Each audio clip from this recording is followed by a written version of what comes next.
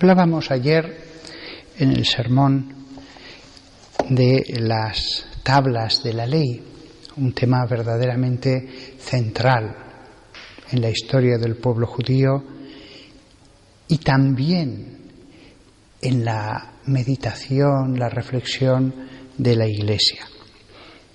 Tablas de piedra, otras cosas fueron de madera, hasta el arca fue de madera, porque el arca no iba a permanecer siempre. Después iba a venir el arca verdadera. Pero las tablas con las que bajó Moisés eran de piedra, porque esas sí que debían permanecer siempre. Escritas por el dedo de Dios. Una expresión impresionante. Escritas por el dedo de Dios.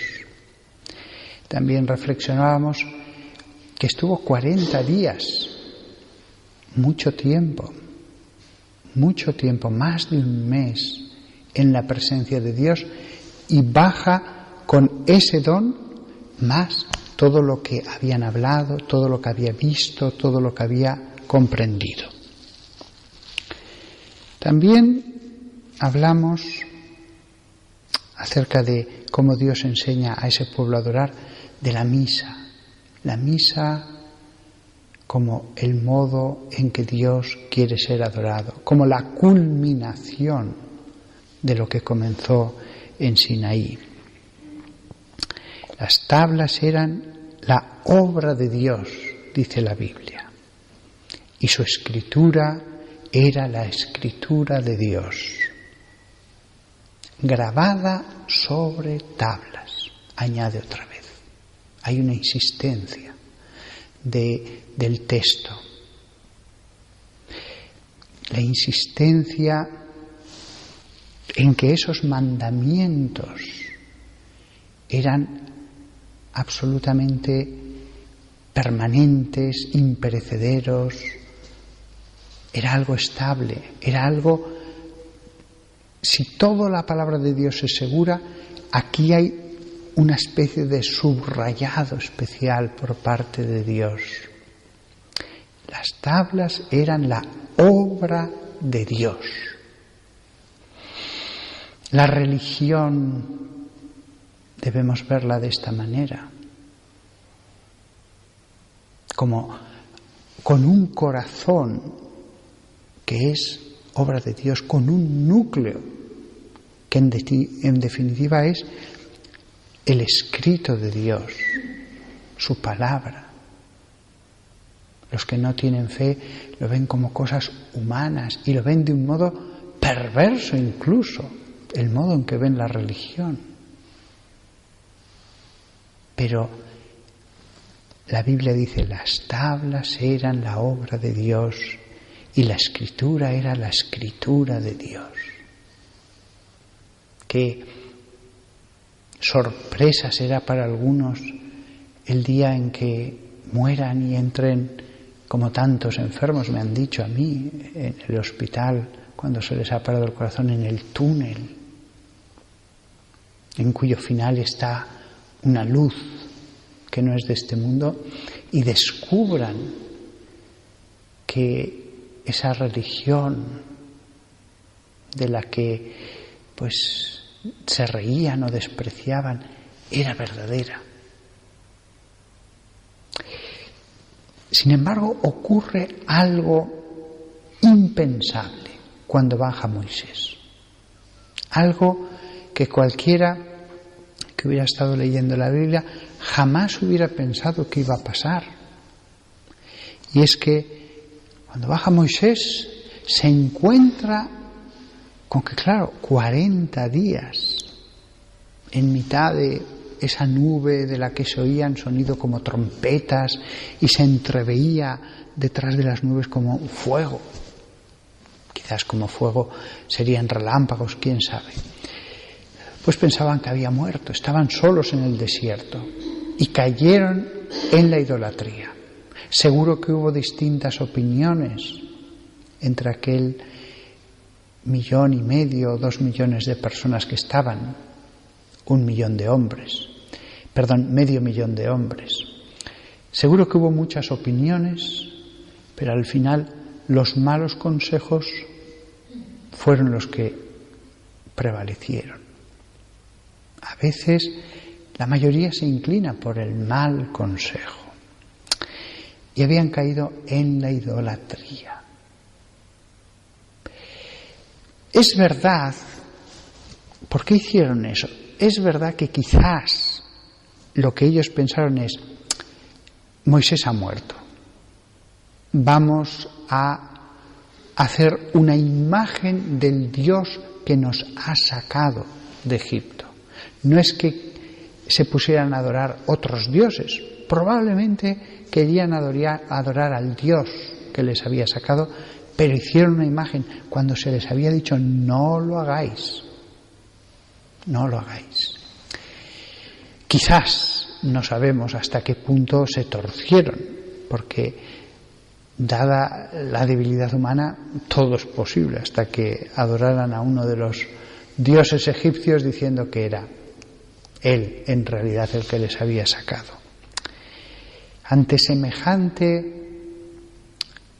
desviación, traición, el no haber hecho lo que Moisés les había pedido, después de tantas muestras de que a través de él actuaba Dios, ¿qué más podía hacer Dios para convencer a ese pueblo? ¿Qué más podía haber si ya habían atravesado hasta el Mar Rojo? Moisés, sin poder creer lo que veían sus ojos, cogerá las tablas y las arrojará. Y se rompieron. Eran tablas de piedra, probablemente así, de este grosor, porque las llevaba en las manos, más pesadas no debían ser. Las arrojó y se quebraron. Ese gesto que tiene Moisés es como el que se desgarra las vestiduras, es como el que dice: no puedo más con vosotros, os traía la ley, os abandono. Este gesto no se dice nada de él en la Biblia. Pienso que aquí Moisés se dejó llevar de la ira, porque por muy grande que fuera el pecado que había cometido el pueblo, aquellas tablas eran sagradas y no debía haberlas arrojado contra el pueblo. En definitiva, es un gesto humano como el que agarra un objeto y lo tira contra alguien que está enfadado. No debía haberlo hecho. No se arroja algo sagrado y de hecho se rompieron. En ningún momento de la Biblia se da una calificación moral. Pero entonces Moisés volvió a subir, volvió a estar en la presencia de Dios y dice la Biblia: el Señor dijo a Moisés: corta 2 tablas de piedra como las primeras, y escribiré sobre las tablas las palabras que había en las primeras tablas que tú rompiste. Fijaos, el mensaje sagrado vuelve a darse. No se les niega el mensaje que es la ley. Pero esta vez le dice: corta las tablas de piedra. La primera vez había subido Moisés sin cincel, sin martillo, solo con sus manos, y bajó con 2 tablas de piedra grabadas. La segunda vez no. Él tiene que cortar, mejor o peor, 2 tablas, y será Dios el que escribirá. En esto veo claramente un símbolo, un mensaje. Si Moisés no se hubiera dejado llevar de la ira, las tablas primitivas hubieran permanecido. Sin embargo, porque él las rompió, Dios le vuelve a dar el contenido, pero ya las tablas eran obra de Moisés, no la escritura. Y volvió de nuevo a estar 40 días y 40 noches en el Sinaí. Y entonces Dios escribió. las palabras de la alianza. Fijaos, 40 días de oración y de ayuno. No comió ni bebió. La ley de Dios conocida a través de la ascesis, de la mística, del sacrificio, del alejamiento del mundo. Lo digo para que no os dejéis engañar de aquellos que pretenden decirnos lo que está bien y está mal usando criterios únicamente sociales, humanos o comprensivos. No se puede usar solo ese criterio, porque la ley es tan perfecta que las 2 veces la escribió Dios. No fue fruto de la mente de Moisés. Pero incluso a él que se le da a través de un tiempo de ayuno y oración. La ley actualmente, lo que los hombres pueden hacer o no, porque han surgido muchas cosas nuevas. La fecundación in vitro, los medios anticonceptivos, tantas y tantas cosas. Nunca descubrir lo que es lícito y es ilícito debe ser fruto, como si esto fuera fruto de una estadística, de una encuesta. Lo que queremos saber es lo que está bien y lo que está mal, no lo que piensa la gente. Ser comprensivos es bueno cuando hay que ser comprensivos. No se puede ser comprensivos cuando en 1940 un nazi quería matar judíos. Pues no se puede ser comprensivos. No siempre se puede ser comprensivo. O un marido que pega a su mujer. Pues el confesor no puede ser comprensivo. Habrá otros casos en que sí que pueda ser comprensivo, pero allí no. O sea, ser comprensivos es bueno, pero no siempre es bueno. Lo que importa de verdad es saber lo que está bien y lo que está mal. Y esta reflexión acerca de las tablas es muy pertinente en nuestra época en que tantas cosas continuamente aparecen en la plaza pública para ser discutidas por los hombres. La Iglesia no tiene que decidir qué está bien y qué está mal. Ha recibido esas 2 tablas. Ha recibido la ley, la ha mantenido en continuidad con lo que recibió el pueblo judío, con lo que recibieron los mártires, los místicos, La Iglesia pueden surgir algunas cosas que hay que calibrar, que pensar, por ejemplo, la fecundación in vitro. Por ejemplo, cuando de pronto se podía bombardear las ciudades en una guerra, ¿es eso lícito? Aunque una nación me ataque, ¿yo puedo matar a su población civil? ¿Es lícito? La gente parece no tener ninguna duda acerca de Hiroshima y Nagasaki. Todo el mundo piensa, muy bien, muy bien. Perdón, tienen dudas, quiero decir, me he equivocado. Pero, sin embargo, no plantean problemas respecto a las ciudades de Alemania. Es lo mismo en un caso y en otro. Al que muere le da bastante igual morir por una masa incandescente de fuego que por una sustancia química que le hace arder en Berlín. La Iglesia debe orar, meditar, dialogar con los más santos, estudiar las Escrituras, pedir la iluminación de Dios y entonces decir a los hombres, lo vemos claro, o hay dudas, hay temas sobre los que la Iglesia ha dicho, pensémoslo un tiempo más. Pero no es una cuestión de presión social, ni de encuestas, ni de estadísticas.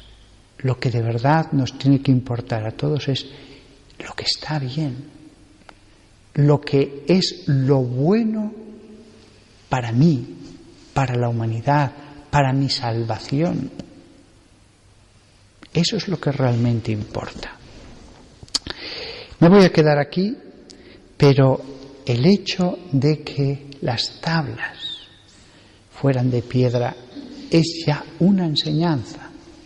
No era de piedra el altar de bronce, no era de piedra el altar de los perfumes, no era de piedra tantas y tantas cosas relativas a Dios en la tienda de la reunión.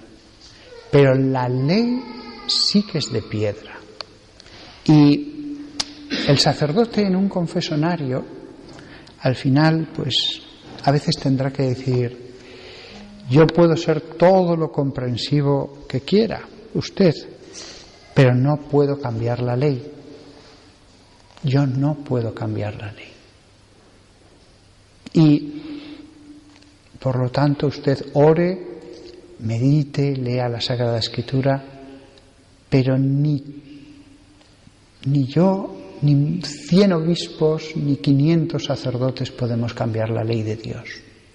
Solamente podemos proclamarla.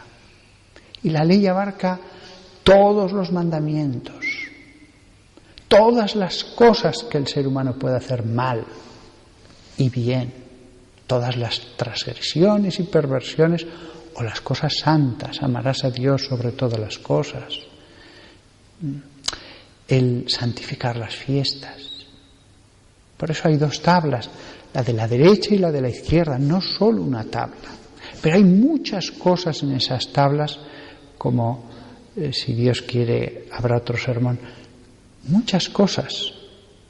Por eso estaban escritas por los 2 lados las tablas.